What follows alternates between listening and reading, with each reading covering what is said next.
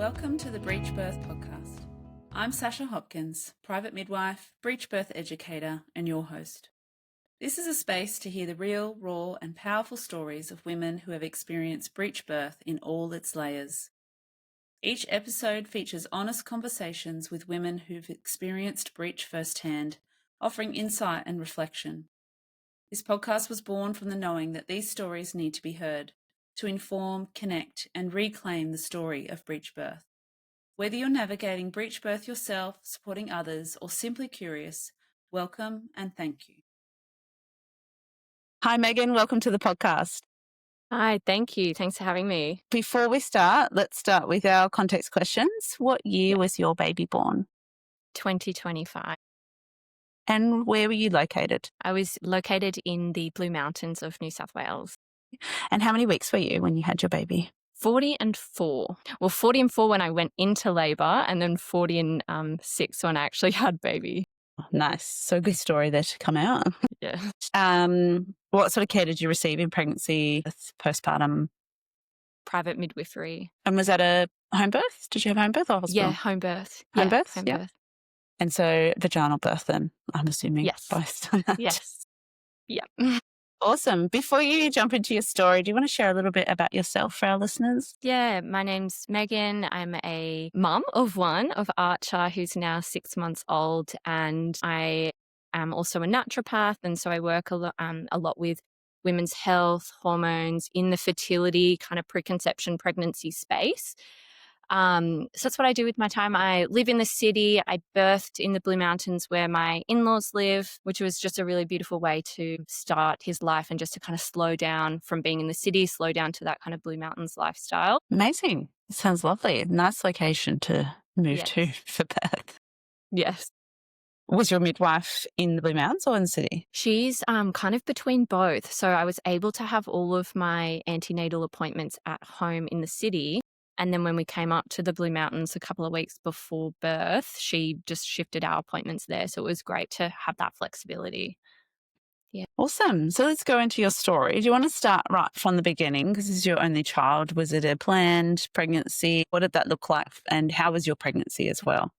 Yeah, it was a planned pregnancy. I actually experienced 2 losses prior to conceiving Archer. As a naturopath working in the fertility space and preconception, helping other women fall pregnant and everything that's required in the lead up to that, I felt like I had this sense of a failure and being almost a fraud in the sense that I was helping other people, but for some reason my body was failing me and I was doing all of the things that I tell my clients to do. And for some reason I had 2 losses and I just could not make sense of it. And as a naturopath, our role is to find that underlying driver and what are the symptoms there. And I kept getting the messages of there's nothing you could have done. We don't know why this happens. Getting statistics about, 25% of pregnancies will end in miscarriage in that first trimester. So I found that really difficult in the first time. The second time just felt even more cruel.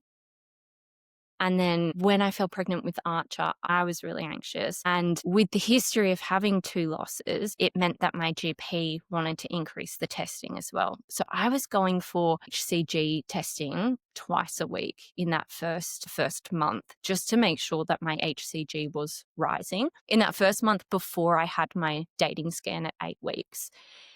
So that just provided more anxiety, right? Because I would anticipate this test. I would go to the blood test. What does this mean? I'd wait for the call from the GP. And I was doing that twice a week before that 8-week scan. And it was the 8-week scan in my first 2 pregnancies where I got the news that there was no heartbeat in both of those. So that 8-week scan was so scary. Like the lead up for that was really anxiety inducing. And Archer's pregnancy, that was the pregnancy where my HCG just wasn't doubling every 2 days. And it was really hard. And I had anxiety all through that first trimester. And I thought, okay, now I'm in my second trimester. I was expecting it to kind of go away now that I had all these checks and I had this evidence that there's a heartbeat. I saw him on the scans and I had everything from a testing point of view was fine and going really well. But I just almost couldn't let myself be happy enough to receive that. So really hard. And then I actually experienced a bit of, I don't know if I want to label it, but I was quite depressed then, right up until about 30 weeks of pregnancy, which even though I work with women and in the fertility space, I just hadn't heard, I was expecting the anxiety because of the losses. But when that anxiety moved to more low moods and more depression, I found that really hard to grapple with because I hadn't heard of that as much. It felt a bit more contextless because I was feeling kicks and I had all of these beautiful feelings and these scan photos and everything. So I couldn't make sense of why am I so low? And I just wasn't really expecting that. And so I was just hanging on really. And I started praying, and I don't really know who to, but every night just prayed and just hoped just to kind of be looked over and get me through another day really. And then around the 30 weeks that did begin to lift, and I settled a bit and I was able to enjoy a little bit more. So over a 40-week pregnancy, I enjoyed maybe 10 weeks of it. Yeah, something just lifted, and I think I was like moving towards maternity leave, so I had a little bit more space. I was moving towards coming up to the Blue Mountains, so really shifting into that, getting closer to meeting my baby and this new season of life, which I'd just been longing for such a long time. Being able to connect more with your body and your baby. Yeah. Okay. And so had the first trimester ultrasound. Did you have the 20-week ultrasound and any others in pregnancy? Yeah, I had the dating scan at 8 weeks, and then I had the first trimester one at like 12 or 13 weeks. And then I also had an additional scan, maybe around 10 weeks, I think, alongside the NIPT test. So before kind of getting the blood test, having another scan there. And then I had my final scan was at 20 weeks. Yeah. Okay. And pregnancy-wise, so the mental side of things, you felt down, but overall, did you have any nausea or vomiting or any issues physically for your body? Nothing significant. In the first couple of weeks, like maybe 8 to 10 weeks, everything settled down. It was just aversions to opening the fridge and feeding the cat and eating out. Yeah. And you said your midwife came and saw you at your home. At what point did you or midwife realise that baby was Breech? We realised that right at the end when he was coming out. Okay, beautiful. Yeah. So it wasn't picked up beforehand? No. In reflection, did you notice anything that, like listening to other women's stories and stuff, or you just had no idea? I hadn't listened to that many Breech stories because it felt a little niche, I suppose. I listened to a couple of podcasts around posterior labour, and they sometimes compared that to the feeling of having a Breech baby, but that's kind of as close as I got. And I barely even knew what it meant. I think I'd seen a couple of videos online of a Breech baby being born, but that was the extent of it. Okay. So you had a surprise. How did it all start? Absolutely. So we came up to the Blue Mountains. I was doing the mile circuit and resting and going for walks and curbside walking and things like that. I was really ready. I was really ready to have this baby while also trying to enjoy those final days of pregnancy where I wasn't working and I wasn't mothering. So it was really that kind of balance between the two. But labour started at 3:30 in the morning on a Tuesday, and it woke me up, and it felt like I thought, oh, is this digestive, or is this like, what are these cramps?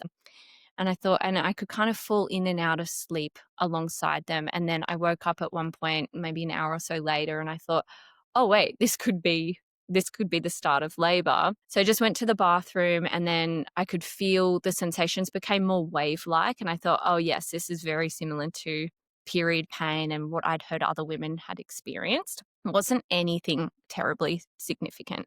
I could kind of sleep in and out of it. And that's what people say is to, try and ignore it for as long as you possibly can. When it's your first labor, it's like, there's no ignoring this. I'm about to have a baby and I'm about to kind of go on this, what ended up being a huge journey, but there's no ignoring it in that sense. But anyway, it was very mild for those early hours. And it was nice to have those final moments where it was just Archer and I who knew that we were about to meet. And so I was just pacing the hallway. I was nervous weeing. I was digging around my in-laws' place for a hot water bottle, trying to find something because the pain was, it started off as waves, but when I eventually stood up, the pain was in my back. It was all in my back. And I'd had a bit of sacroiliac joint pain throughout pregnancy. So I thought, oh, well, that all sort of makes sense. And now my labor's in my back. So anyway, I put my hot water bottle on. I laid in a dark room by myself and just enjoyed those moments where it was just he and I who knew this was about to go down. And my cat was kind of just mulling around near me, sort of also probably knew what was about to go down. And then I eventually woke my husband, Sam, and I said, look, get some extra sleep because I think this is it. And I was just kind of laying around, just breathing and just really feeling the mild contractions until I needed a bit more support, just a bit more reassurance, really. Someone by my side going, okay, here we are, and here's our next steps, and this is what we're going to do, and just a bit more awareness that this is where we're at. And so I woke Sam up, and then the rest of the household started to wake up. I have a really beautiful relationship with my in-laws and my sister-in-law, who's one of my closest friends. So they were all home and started sort of trickling into the room. And my mother-in-law, who was actually my doula throughout the birth, she was stroking my hair and bringing me tea and porridge and just waking up to the labor. And there was just preparation, I think, in the air. People started making breakfast and it was almost like Christmas morning or something. But yeah, then I just kind of laid in the dark room until I eventually got up, and the contractions were, at the time, I probably didn't think they were that mild, but by the end of the labor, it's like that was definitely the mild part. But they felt intense for me at that time, and they were growing with intensity. And we were sitting outside just on a picnic rug in the garden, and it was a cool kind of clear mountains day. It was just a really nice way to start it. And we were just chatting, and the contractions were mild enough that I could have some contractions and the others weren't quite realizing. And then there was somewhere I really had to pause and stop and just, go into my own zone. And then eventually it was just my husband and I just marching around outside. We'd learnt in the birth classes about stomping. So we were stomping around, and eventually I would kind of lean over and he would massage my back. And it was kind of joyful and exciting, and we sort of all knew this thing was about to happen. So there was a lightness in the air on that kind of first day. And then my father-in-law and my sister-in-law were setting up the birth space. So they were hanging fairy lights and blowing up the birth pool and laying drop sheets and putting up affirmations and things like that, and made a really, really beautiful space for me to birth in while my husband and I were just stomping outside. So it had a really lovely feel to the day. And then that went on and on and on, and the contractions became stronger. They were sharp, and they were in my back, and it almost felt like it was really stinging. And I had the TENS machine on pretty much from midday on that first day. Even though I probably didn't really need it at that time. I think it was just like, we're prepping for birth, so let's get the birth tools out and we'll start using them. So I had the TENS machine on, and I would like smash the increase button as the contraction would come on, and then decrease it when it would go away. And I did that for hours. And then kind of later that afternoon, it started to get more intense, and I did require a bit more privacy, a bit more darkness, less chatting. It was less kind of light and jovial, and just became a little bit more serious. We went into the birth space, which had been beautifully set up, and we had a birth sling, we had a yoga chair, we had balls and like peanut balls and so many different tools. And I had the TENS machine on, and I was increasing and decreasing it. So it was like all day, it was kind of just building in intensity. And by the time I went into the room that night, it was really intense. And I was in these different positions, in this lunging position and goddess position, hanging, using all of the tools. And really on that first day, I think about it, and it was more, I was outsourcing my power and more externalizing the pain relief. So it was relying on the TENS machine, relying on others, like my beautiful mother-in-law, Maggie, who was my doula, like relying on her to tell me what position do I do next? What happens now? Where are we going with this? So really externalizing the pain and feeling like, there's another one coming, and getting frustrated with it. And for anyone who's given birth, the more frustrated you get with that pain, the more painful it's going to be. And then I was getting frustrated at that, so that I was so frustrated about having to relax to make it easier. So it's a resistance. When you resist, it makes it harder. When you accept and let go, it's easier. Absolutely. And that is definitely the learning that I took from my birth as well, big time. And so it was kind of like that all that first day and night. And there was a lot of grit, and it was really, really painful. And that just went on and on and on. It was absolutely relentless.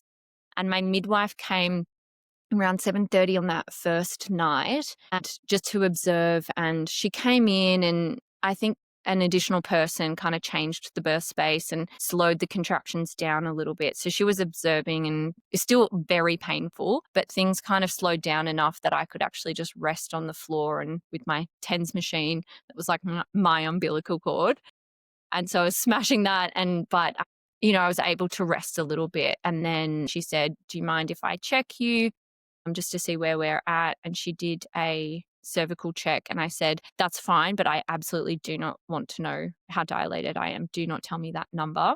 And I intuitively knew what number that was, and I ended up being right about that. I was only 3 centimeters, and I said, "You can tell Sam and Maggie, but I just do not want to know," because I knew that would get in my head, and that would make me more frustrated, because I knew while I'd labored for so long, well, what felt like a long time at that point, I didn't feel like I was getting any closer. I knew baby needed to do what he needed to do to navigate that birth canal. I didn't feel like I was getting more open or any closer to meeting him, or I didn't feel near. I was obviously getting closer. I just didn't feel near to meeting him. So my midwife checked me, and that was incredibly painful, and I just yelled from the bed. Anyway, and then she stayed a little bit longer, and then she eventually left around 9 o'clock at night, and that was kind of my sign that it's like, oh, okay, we're not that close, otherwise she would have stayed. So I thought, okay, we've got more time. And that was at 9 o'clock, so I just kept going, and with this incredible intense pain in my back, continually like looking for the next tool or the next thing that I could do with the birth comb, or the massage gun, or squeezing my husband, or asking for the next position. And I did that all night until 5 o'clock in the morning the following day. So it'd been just over 24 hours, and I thought, I cannot go on any longer. Like, I need a change when something's not working here. And my midwife texted and just said, well, why don't you try the bath, slow everything down, have a little rest, and then see how you go throughout the rest of the day. And the sun was coming up, so I thought, well, this is going to slow down anyway, likely. So I had a bath at like 5:30 in the morning on that second day. I was in there for about an hour. My husband set up a little bed on the floor. He was resting there with a blanket and a pillow. Maggie was sat by me and just giving me electrolytes and stroking my hair, and was just with me for some time there. It definitely did slow things down, and I did get a little bit of relief from being in that bath. Before I got in the bath, actually, the temperature was so weird. The room was so cold, but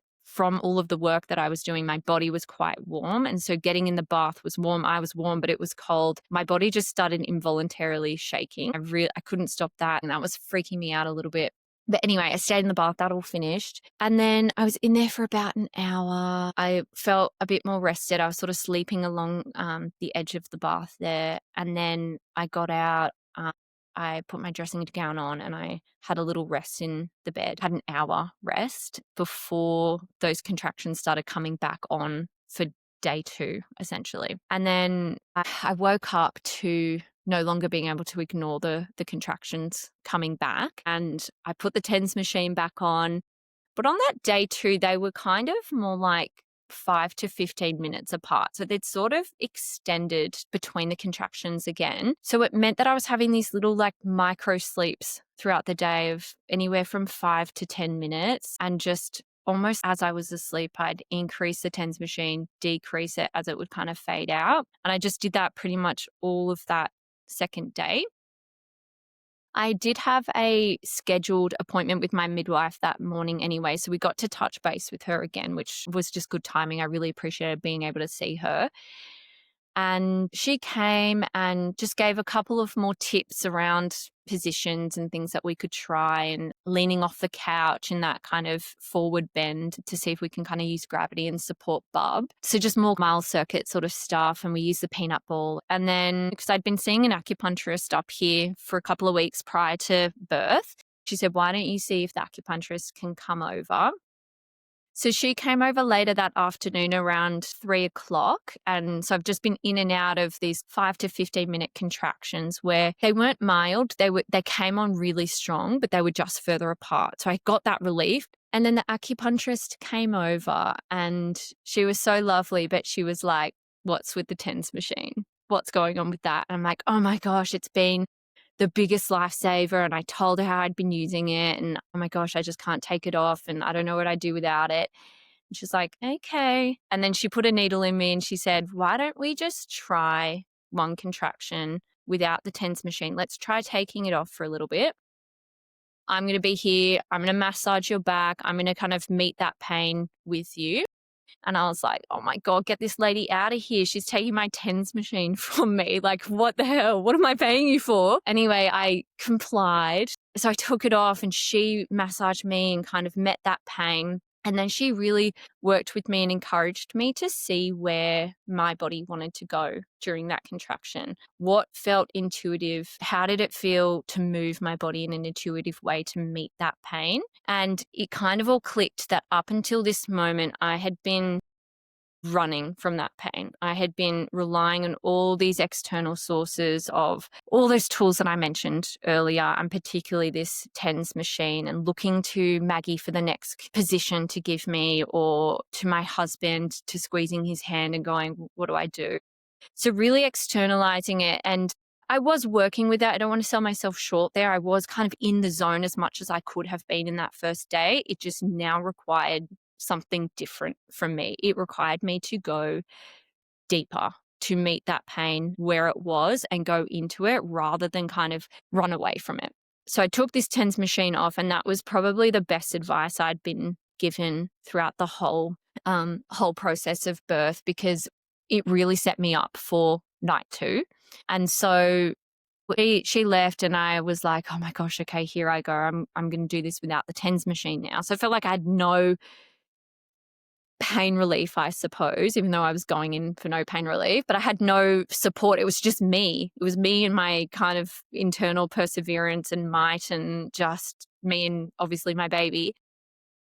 Anyway, my husband woke up from a nap and people came home and I briefed them on the no TENS plan and how we're moving forward, and what that was going to look like. And they fully supported that, and just kind of built on ideas, because I did still want people with me to kind of help me through this process. I needed ideas. I'd never birthed before, so I didn't know what to try. But there was also this invitation for me to follow my own intuition, follow my own lead, what felt right for my body. And so on night 2, as the sun was setting, the contractions started increasing again. I had a quick shower just for some solo time, and I was on the bed and my husband was blow drying my hair, which was really beautiful.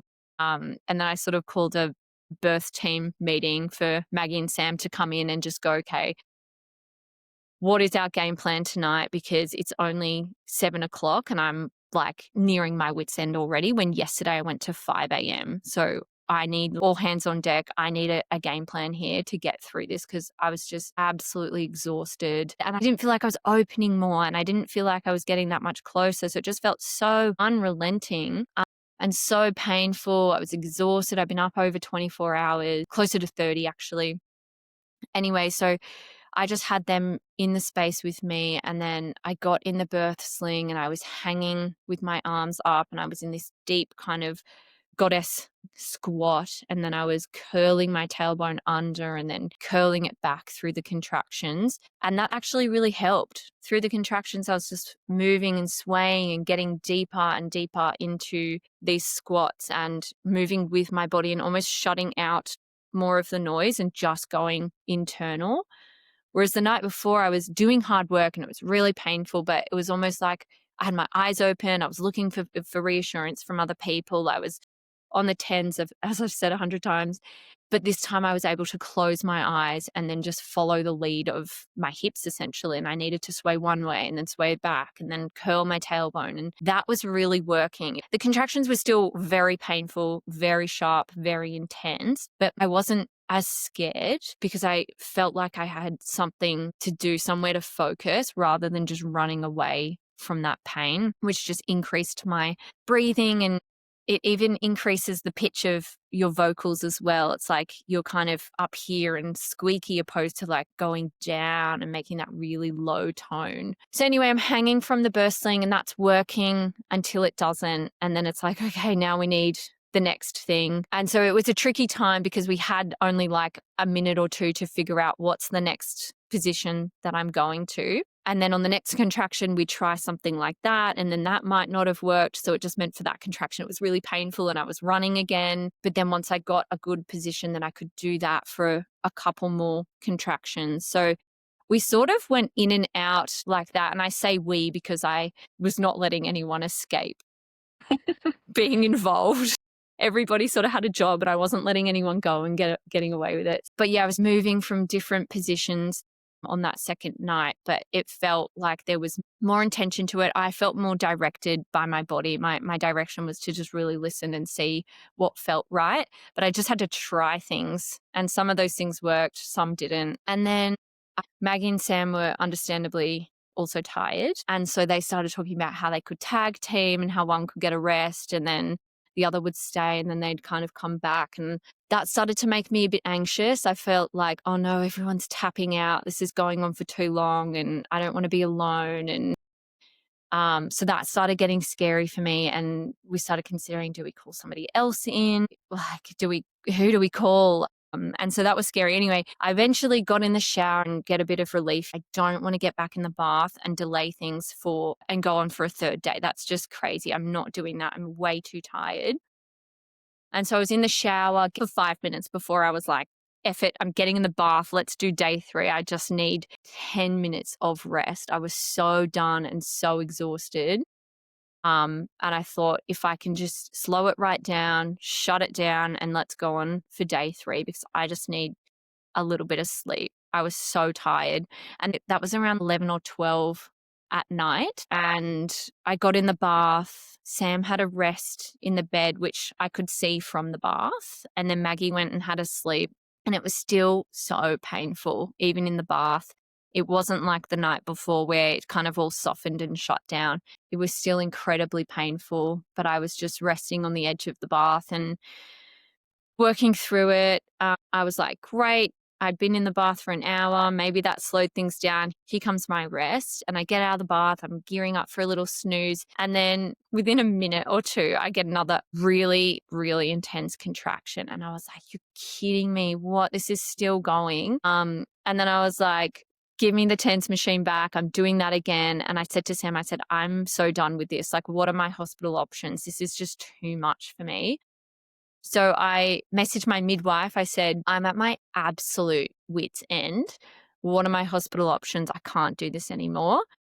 And literally as the message sent to her, my waters broke at that very moment. So it was that classic transition of I can't do this anymore to, oh, we're doing this now. And from there, it actually was a bit of a reprieve from the pain I'd experienced in that pre-labor because we'd gone from that back pain to now it's more of a bearing down, pushing sensation, but it hadn't quite got painful yet. So it was a little break from it all for 5-10 minutes, but I did that classic thing where classic transition, can't do this, and then waters break, and then just got lower to the ground. So I was instantly in this like child's pose, going to down dog and just kind of flowing between those two, leaning on the bed, doing a bit of cat-cow, but really, really down to the ground, and was like, do I need to push? Do I need to do a poo? What's going on? And then I just felt the urge to push. And this is all about 1:30-ish. My midwife had been called. She was on her way up. My husband started filling the birth pool. I didn't really know the midwife had been called, but I realized, okay, things are actually happening now because my husband started filling the birth pool. And I thought, finally, someone's taking this seriously. My midwife arrived and she put me in different positions. And so at this stage, Sam and Maggie kind of took a bit of a step back. They were really my core people. They were really helping that entire time. And then once the midwives arrived, Sam was in front of me. I'm hanging from the birth sling, holding on to the birth pool. And then my midwives and Maggie were behind me. And so Sam's just kind of looking at me and just watching me. And gosh, he looked confronted and concerned and holding my hand. But it'd been a long couple of days for everybody. And I was just in these positions holding the birth sling. Back to what I was doing at the start of this second night, moving from this goddess pose, leaning into one knee into a lunge, leaning into the other. My midwife kept telling me to kind of go even wider, go even deeper than what I really felt that I could, but it was so necessary. And then I'd occasionally lean on the birth pool and be like, I can't do this. But I was really just seeking that reassurance. I had Sam's face in front of me who was a bit bewildered, and then the women behind me. So I just needed someone to come and go, you got this, you're doing this, which they were. And I realized that through the contractions, I was getting a lot of like push, push, push, push, push, push all through the contractions. And I thought, oh, am I doing it wrong? Like I thought I was just going to breathe my baby out, and I went to Homebirth, so aren't I just going to breathe the baby out and follow my body's lead, which I did feel the need to push, but I didn't realize there would be, I don't know if this is the real term for coached pushing, but her just saying push, push, push, I thought that was potentially coached pushing. But what it meant to me is that I really needed to bring my might, and I'd been up for almost 2 days straight. And I was pushing through every contraction. And I was pushing for something like 2 hours, 45 minutes or something in the end. So it took some time. But during that time, I was on the birth stool and I looked down going, what is going on? And I looked past my belly and I saw the midwife had the mirror there. And I looked down and I just saw this dark thing coming out of me. And I thought, what on earth? And I thought, that's my baby's testicles, these dark bruised testicles. And I thought, my baby's breech. And I didn't really know what that meant. I'd just seen videos online, but I had no idea what that actually meant in the grand scheme of things. I knew that it was potentially harder, and maybe that's why I had all of the back pain, but I had no other context than that. And what I did feel was this is going to require my focus right up until the absolute end, and I'm going to need to keep pushing. And so I did. I kept going, and it just took so much of me. I was right at my edge. I felt like I was at my edge on the first day, the second day, and now I was really at my absolute edge. And then eventually there was just this relief, and my midwife said, oh, your baby's here. And I felt like I don't hear a baby. What do you mean my baby's here? And I didn't feel the need to push, but where's my baby? And I turned around and I saw my baby on the ground behind me, and he was white. He was white and he was still, and he was laying there. And then I turned back to my husband and I said, I can't look. And then he didn't know what was going on because he couldn't see. And so he's exited through one door, and then Maggie's exited through another door. She's on the phone to the paramedics. And so it's just the midwives. And in that same moment that I said I couldn't look, I turned back around and I got on the ground and I was with my baby and I was rubbing his little feet. And I said, Mama's here. It's okay. Mama's here. And I kept rubbing his little feet, and the midwives were setting up to give him oxygen, and they were putting a mask on him. And it definitely wasn't frantic. There was nothing frantic about this time. Absolutely nothing frantic. It was so competent and so controlled and calm. But there was urgency. And so I'm sort of rubbing his feet in this absolute days of oxytocin, of I'm so exhausted. It had been 49 hours at this point. I had the absolute shock of having a baby in itself, and then turning around and seeing all of that work. My greatest fear after having 2 miscarriages is that now throughout this pregnancy, I might not be able to meet my baby. Like, how cruel would that be? And so I thought, oh my God, this is my greatest fear. I can't believe this is happening. And so I'm rubbing his feet. He's getting a mask on. People are calling the ambulance. My in-laws are kind of in and out of the room getting batteries for different things. And bits and pieces, and I'm just down on the ground in this kind of complete daze, rubbing his feet and just talking to him. Then the paramedics started coming in, and the midwives were doing a brilliant job, and the paramedics just said to them, "It looks like you guys know what you're doing. You have this under control. Let us know if and when you might need us." And so they kept doing their job, and I still hadn't birthed the placenta, so it was time for that to happen. So is baby still connected to you, to the placenta? Baby still connected to me at that And were they stage. giving breaths to baby? Just the oxygen mask as far as I saw. Oh, so were they squeezing the bag to give a Yes. breath? Yeah. Yes. So no CPR? No CPR. Okay, so heart rate was good. That's good. Heart rate was good, and that was my midwife kept repeating that, saying baby's heart rate is good, and that was being checked through the birth as well, through the pushing stages as well, and that I remember that being repeated, heart rate's good, and so they were giving breath through the oxygen bag. We were still connected. The cord had gone white, and then my midwife, I can't remember if she gave me the Syntocin before or after, but she cut it.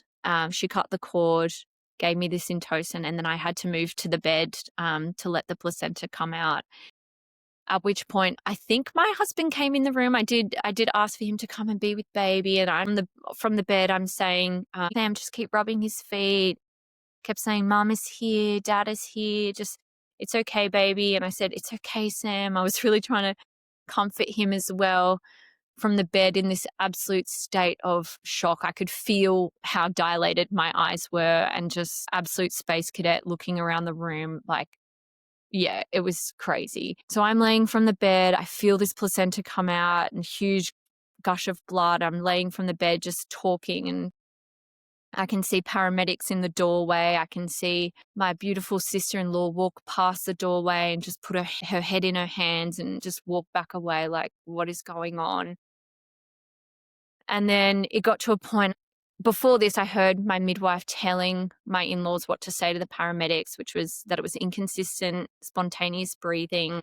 So, I mean, yeah, it's self-explanatory, but he was breathing, but just inconsistently. So he's breathing on his own, but inconsistently, and obviously not enough. And so I'm laying in the bed, paramedics are in the doorway.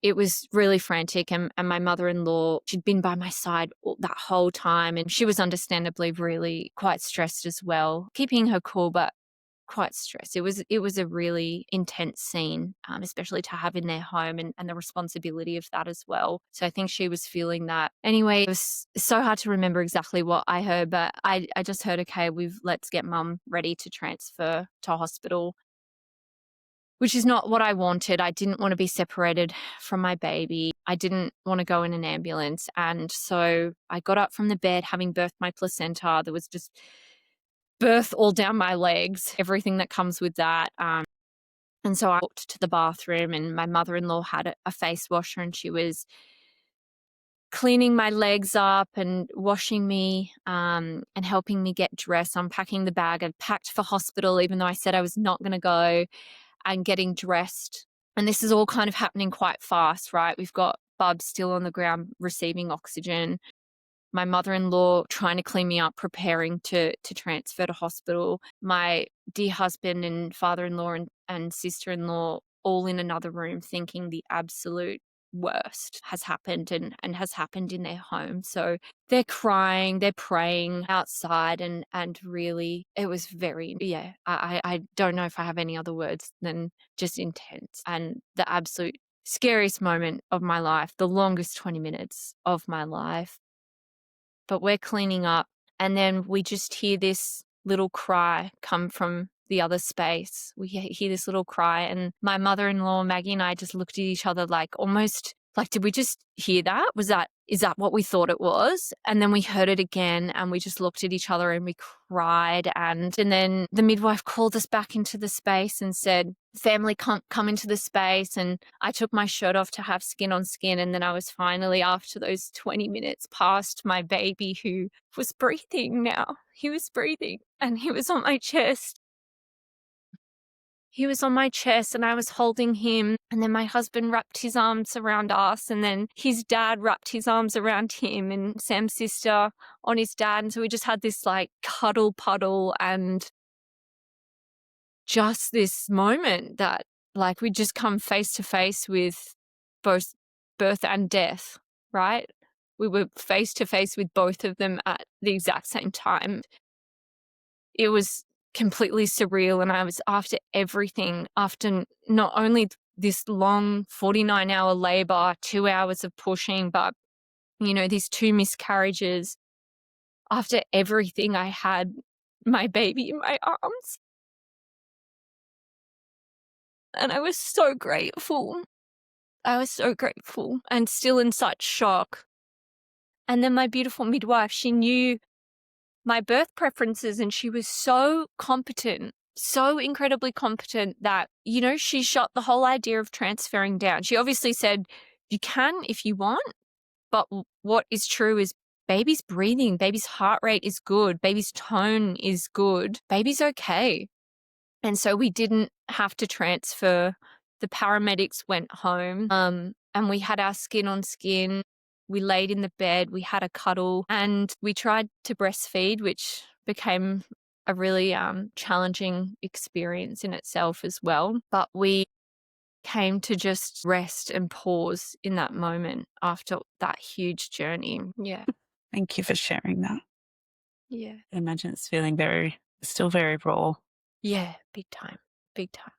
Yeah. And so you got to stay home, which is amazing. Were there any concerns? Like, I can imagine you would have just potentially been a bit on edge for those first few days. How was that first week for you? Yeah, we were a bit on edge. It was helpful hearing from my midwife that babies in that first couple of days, they do that breathing pattern where it's like pant, pant, pant, and then a big deep breath.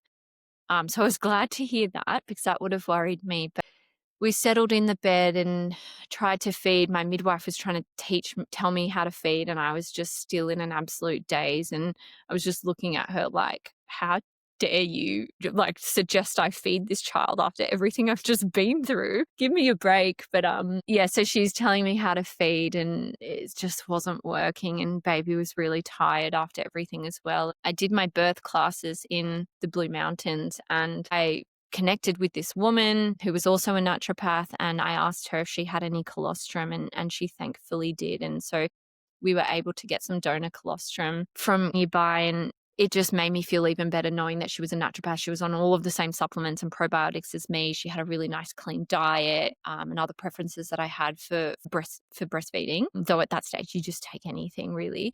So yeah, we had that, and then from there, the midwives wrote up their notes. We sat by the fire. We had cups of tea. We had cuddles. We rested with Archer, and we weighed him. We got him dressed and had all of those beautiful moments. But to answer your question, the days after, I just felt really confident in what my midwife had said. And she said, baby's fine. If you get worried, we're quite close to the hospital, so it was a 5-minute drive. She said, if you get worried, just pop up to the hospital. That's okay. Just have him checked out. But she'd said, like, if we had have transferred, Mum and Bub would have been separated. He potentially would have stayed somewhere. We may have needed to go to a different hospital, which were hours away, and not what I had planned or wanted. And so she reassured me that everything was okay, but you can go to hospital if you're feeling worried and just want to check it out. And so look, we would have done anything if we had have needed to, but my preference was to stay home with our baby. And I just trusted my midwife so much that, you know, I didn't feel worried about his breathing. And so we didn't need to do that. There was this funny moment, his first night, Earthside. My husband and I were going to bed, and we'd never been to bed with a baby, didn't know what to do. And I'd researched all of the safe co-sleeping bits and pieces. So I felt confident in that, but I just didn't want to let him go, really. I just wanted to hold him even by that end of the night. And my husband, we were both very tired, me more so, obviously, but he just rolled over and he's like, okay, just keep an eye on his breathing. And I was like, what the hell?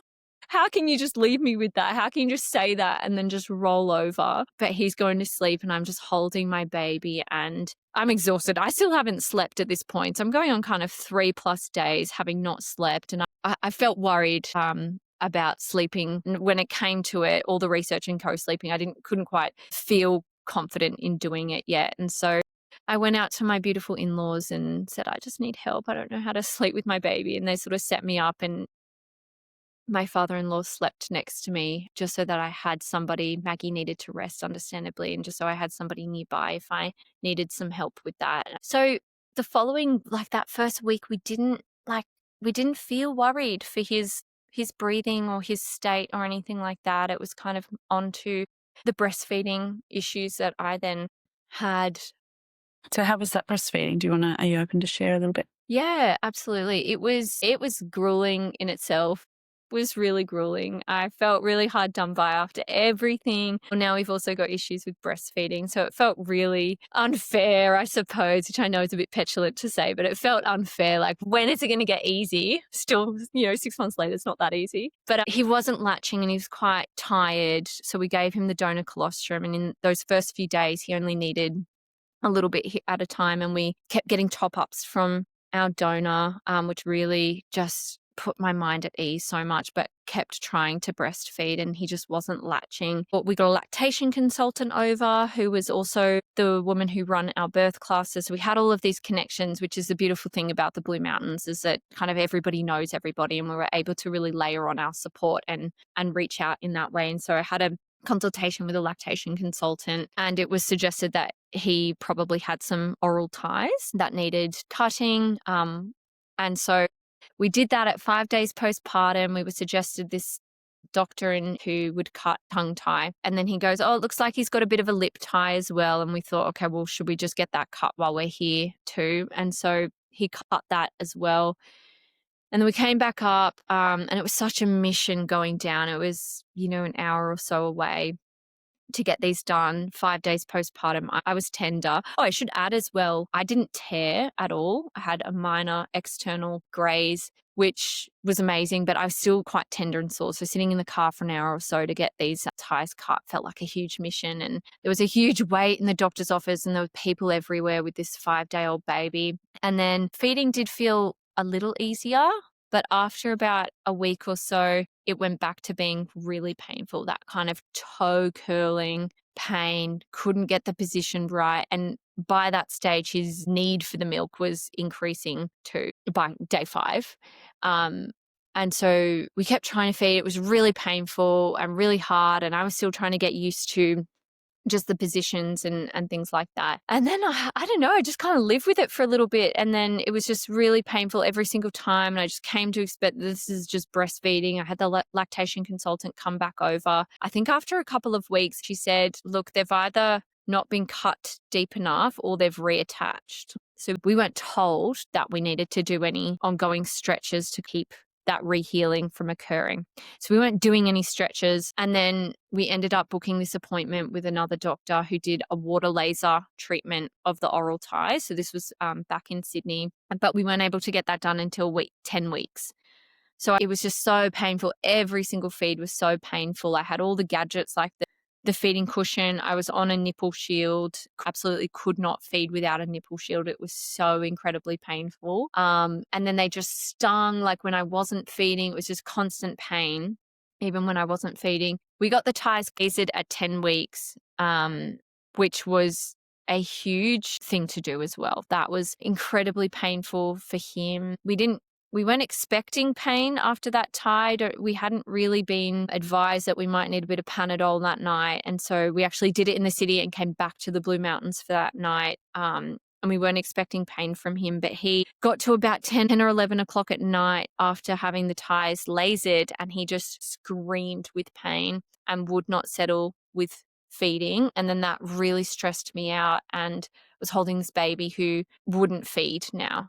And that is just, for anyone who's experienced that, it is, you just there's nothing. What else can you do? What else can you do now? He's screaming and I'm just settling him and rocking him. He's going in and out of sleep, but he can't rest his face on either side because not only did he have his tongue tie cut or lasered, his lip tie, he had both cheek ties all at once in the same day at 10 weeks old. Anyway, my father-in-law and Sam ended up driving an hour and a half round trip to get some Panadol at midnight.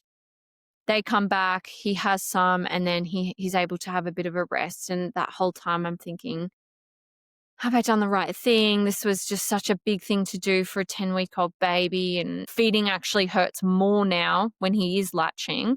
And I think that was more just because he was getting across the new sensations in his mouth after that happened, and he was in a whole state of inflammation and pain. And so that was hard for probably another 2 or 3 weeks after getting those ties cut. And I had to do the stretches, which were horrific to do. They've got these wounds. He's got these 4 wounds and I'm having to rub my finger across them every 3 or 4 hours, including overnight, to make sure that they don't reattach. Which was just so awful. But after everything we'd been through, getting them cut and all that pain he'd been through, getting them lasered, it's a kind of an expensive thing to do. So after everything, I wasn't about to not do these stretches, but really pulls on mum's heartstrings having to wipe my finger over these opened wounds. But eventually feeding felt a little better. I was still on the shield until probably about a month or so ago, about 4.5 months postpartum. I came off the shield. It still hurt a bit, but not as bad as what it had been. And then had maybe a month off having pain, and now he's got a tooth and that's starting to hurt in itself. So really big journey with breastfeeding. I really wanted to breastfeed my baby, and I'm so grateful that I have been able to do that. But when you're up 4 or 5 times in the night feeding, it's painful. And at that time, I couldn't just side lie feed. I had to get this little shield out. I got my pillows out. So every single feed overnight, I'm having to wake up, get this preparation going. I need a bit of light to get the shield on, to get him on. And I'm sitting up for this feed. So it was really hard. Whereas now, once we were off the shield, and him being bigger as well really helps, and he can just kind of find where he needs to go. But being off the shield means that I can just side lie feed, which is just so much better for more restorative sleep. Yeah. You've done amazing to get this far, given the challenges you've been given. So well done. Thank you so much. Thank you. So knowing what you know now and having the experience that you've had, would you do anything differently? I don't think so. No. I'd say I'd maybe do more research into breastfeeding, but I needed that hands-on support, really. Like I couldn't have anticipated what our breastfeeding challenges were going to be. So I did need that hands-on support. I was so grateful in the end that we had a surprise Breech baby, because there were many times along the way where we could have known that he was going to be Breech.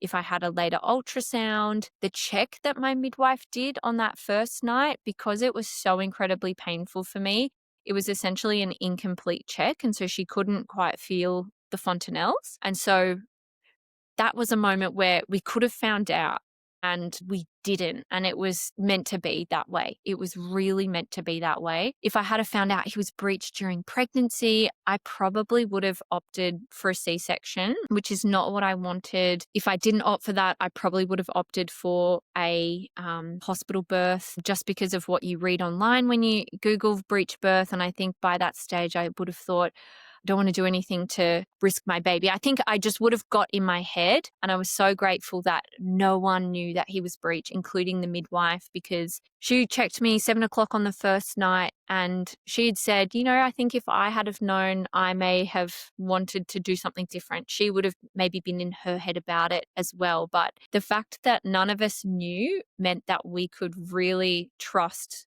the unfolding of his birth, which meant trusting the time, trusting the process, trusting everything. And because I had incredibly competent midwives who had my baby was born in March, and they'd been to 2 breech birth trainings that year already. So they were competent in what they were doing and very experienced. So would I change anything? I don't think I would. From the beginning, from my pregnancy, I really wanted to set myself up for success. So I'm gearing up for a 3-day labor. It's going to be that long. And if it's shorter, then at least I've kind of set myself up. Oh, and I thought I'm going 2 weeks over and I'm going to have a really long labor.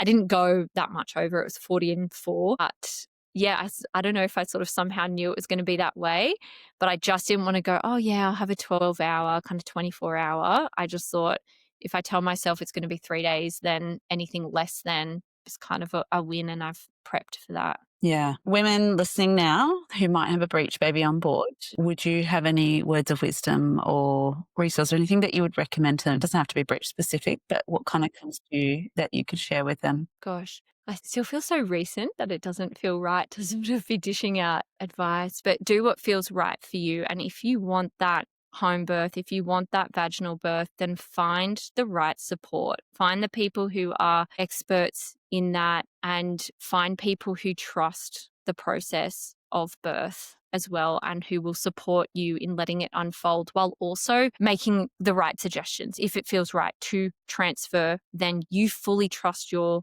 birth support, that you don't give it a second thought. You're not left having to think about, oh, is that really what I want to do? Because you know this person has your best interest at heart. So if they suggest diverting from your plan, then you know that's what's right for you. So I think, yeah, a good birth support team from a midwife point of view, but also from, I suppose, like a doula or a sister or a mum or whoever those people are that are in your corner. Having people who trust that you can do it is so important. My birth team were unwavering in their trust that I could do this, and I needed that, and that was so important to me. Amazing.